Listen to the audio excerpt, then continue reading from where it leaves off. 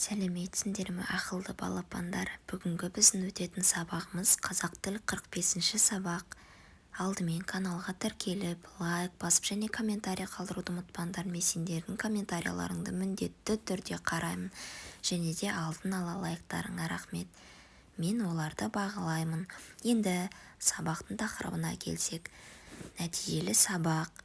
Мен не үйрендім? Монологты мұқият тыңда. Күй қадірін кім білген?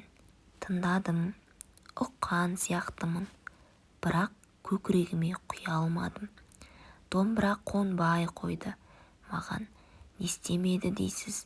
Қай пернеден соң қай пернені басу керегін, қай тұста неше рет қағу қажетін жаттап та көрдім. Бір жаттайсың, екі жаттайсың, қашанғы жаттай бересің? Басыма шелпек жастап, қойныма домбыра алып ұйықтап та көрдім. Менің түсіме домбыра да шелпек те кірмеді. Әйтеуір сол күні өзіме домбырашылық өнердің ешқашан дарымайтынына нық сеніп ояндым. Мұхтар Мағауин. Енді балалар сұрақтарға жауап берейік. Автор не тыңдады? Яғни күй қадірін кім білген тыңдадым деп тұр. Автор күй тыңдады. Домбырашы болу үшін не істеді? Ол домбырашы болу үшін қай пернеден соң қай пернені басу керегін, қай тұста неше рет қағу қажетін жаттады, қаншама рет жаттады.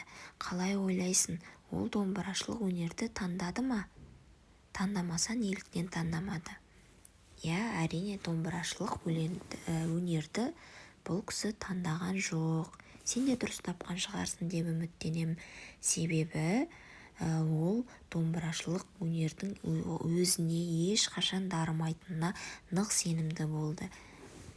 Ал енді ойыңды дәлелдеу үшін сөз тіркесін таңда дейді. Яғни бұл сенің нақты ойың. Кез келген ойды таңдасаң болады. Яғни талантты болу керек, жаттығу керек деп тұр. Мысалы, талантты болу керекті таңдасаң, яғни адам талантты болса, ол өнерді, ол домбыраны тез үйреніп, тез қағып алатын еді. Ол да дұрыс. Ал кейбіреулер айтуы мүмкін жаттығу керек деп. Яғни адамда қызығушылық болған жағдайда жаттыға берсе, ол міндетті түрде домбыраны үйреніп алар еді. Сондықтан балалар өздеріңнің ойларыңды, өздеріңнің пікірлеріңмен жаңағыдай мәтін ретінде түсініктемелер арқылы жазып жеткізіңдер. Сендердің өз ойларыңды жазған, түсіндірген мәтіндерің монолог болып есептеледі. Енді монолог дегеніміз не? Монолог дегеніміз дара сөз, яғни дара сөйлеу деген сөз. Сендердің өздеріңнің ойларыңды, яғни өздерің үшін жазған сөйлемдерің, мәтіндерің бұл монолог. Кейіпкердің өзіндік ішкі толғанысы, өзінің ойы, көпшілікке қаратып айтқан уағызы, өсиеті, тұшырымды сөзі бұл монолог болып есептеледі балалар. Монологта автор яғни өз ойын талқылайды, өз-өзімен сөйлеседі. Өзінен жауабын, өзі сұрақ қойып, өзі жауап алады. Енді екінші жаттығу жоғарыдағы мәтіннен сызбаға сәйкес сөйлемдер құрап жаз дейді. Алдымен сызбадағы сұрақтарды оқып шығайық. Кім, қайткен, нені, не істеді, кімге. Яғни бұл сөйлем мүшелерінің, яғни қандай мүшелердің қызметін атқарып тұрғанын байқай аламыз. Яғни бұл жерде бір бастауыш, бір баяндауыш және толықтауыш қызметіндегі сөйлем мүшелері тұр. Енді мысал келтірейік. Кім? Ол. Қайткен? Үйренгісі келді. Нені? Домбыраны. Домбыра. Не? Қонбай қойды. Не істеді? Кімге? Оған. Енді қараймыз. Төмендегі сөйлем түрлерінің айырмашылығы неде? Ойыңды дәлелде дейді. Бірінші, сөйлем мүшелері талда. Қайсысы дара, қайсысы күрделі мүше екенін айт. Сөйлем мүшелерінің астын тиісті сызықтармен сыз дейді.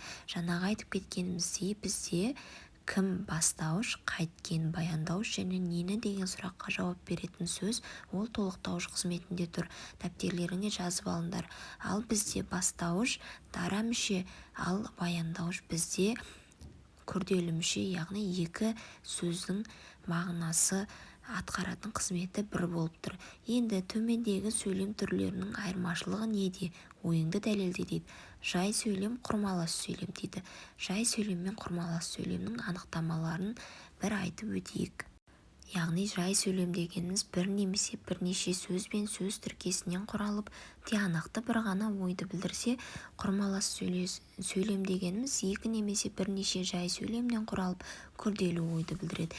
Яғни бір сөйлемнің ішінде үтір арқылы екі сөйлем кездеседі. Яғни бір сөйлемде екі баяндауыш, екі бастауыш сол сияқты кездесуі мүмкін.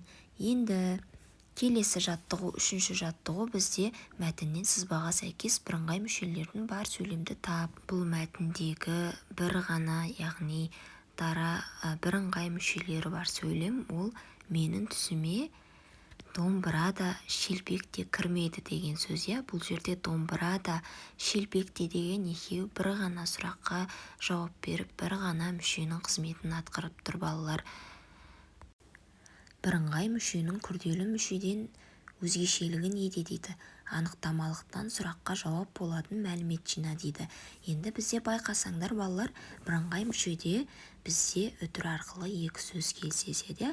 Екі сөздің де мағынасы екі түрлі, бірақ қатар орналасқан және де бір ғана мүшенің қызметін атқарады.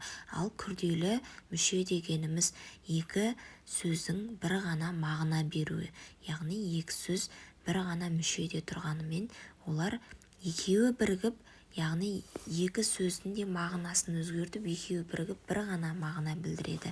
Екеуінің айырмашылығы осыда.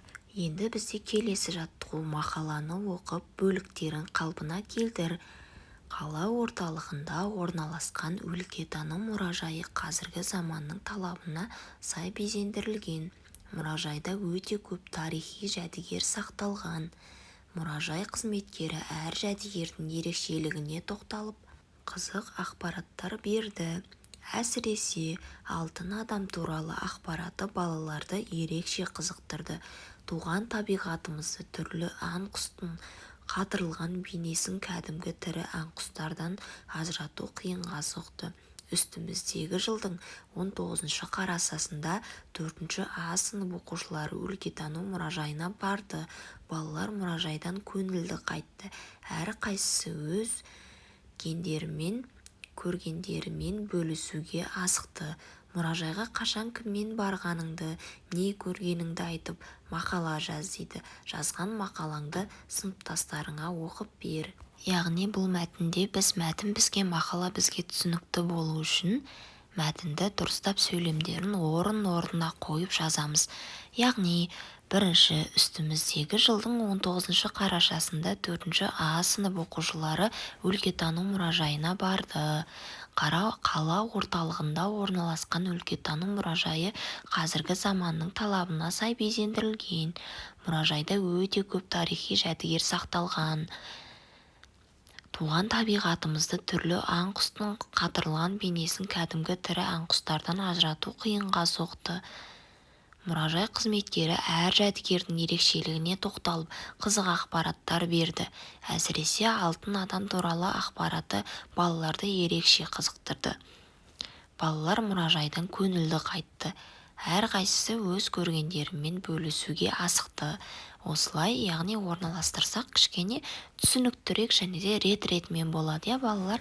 Енді біздің мақсатымыз мұражайға қашан, кіммен барғаныңды, не көргеніңді айтып мақала жазамыз.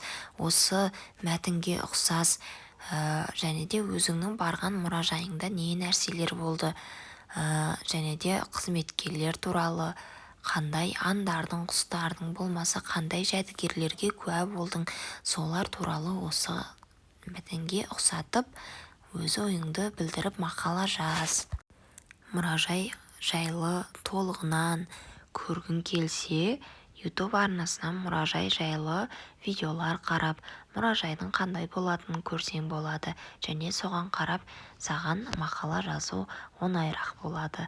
Ендеше балалар, сау болыңдар, сендер сабақты жақсы түсіндіңдер деп ойлаймын. Келесі сабақта жүздескенше балапандар.